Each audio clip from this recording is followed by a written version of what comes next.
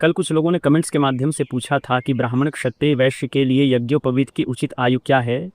प्रमाण सहित इसकी चर्चा करेंगे और वैसे तो आवश्यकता नहीं है, फिर भी इसका प्रमाण आपको स्क्रीन के ऊपर में दिखेगा श्लोक के रूप में, आप उसको पॉज करके पढ़ सकते हैं।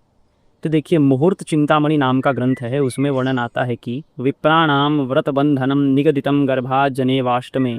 श्लोक आपको स्क्रीन में दिख ही रहा होगा। इसका विवेचन ये है कि ब्राह्मण के लिए गर्भ से, जन्म से नहीं, गर्भ से पंचम वर्ष से लेकर के अष्टम वर्ष तक उसका यज्ञोपवीत संस्कार हो ही जाना चाहिए। क्षत्रिय का गर्भ से छठे वर्ष से लेकर के गर्भ से उसका 11वें वर्ष तक उसका हो जाना चाहिए, और वैश्य के लिए 8वें वर्ष से लेकर के 12वें वर्ष तक उसका यज्ञोपवीत संस्कार हो जाना चाहिए।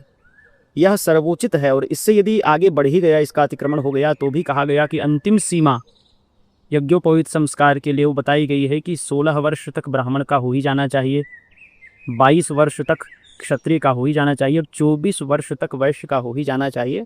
और शूद्रों को तो विशेष अप्रोच मिला हुआ है, उनके लिए यज्ञोपवीत की आवश्यकता नहीं है, वह स्वतः ही उनको मान सकते हैं कि कृतकृत्य हैं, तो उनकी चर्चा नहीं है इस विषय पर।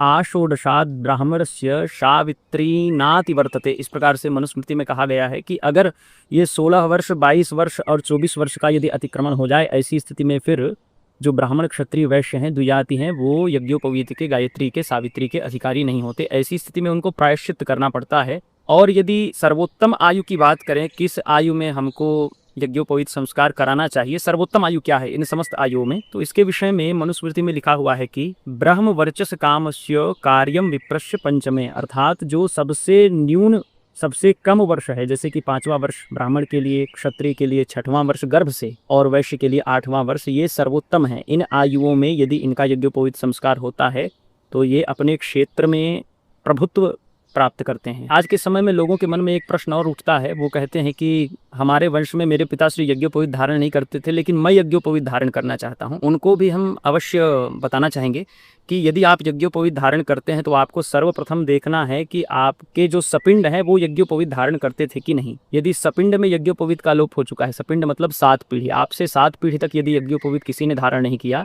ऐसी स्थिति में फिर कोई प्रायश्चित नहीं है, आप यज्ञोपवीत धारण करने के अधिकारी नहीं बन पाते। अब ऐसी स्थिति में आपको यज्ञोपवीत के लिए प्रयत्न नहीं करना चाहिए। बात रही आयु के अतिक्रमण के उपरांत प्रायश्चित की, तो उसको किसी अन्य वीडियो के लिए छोड़ देते हैं। तब तक आप एक काम करिए, हमको फॉलो करिए, ताकि ऐसी ही जानकारियाँ आपको प्राप्त होती रहें।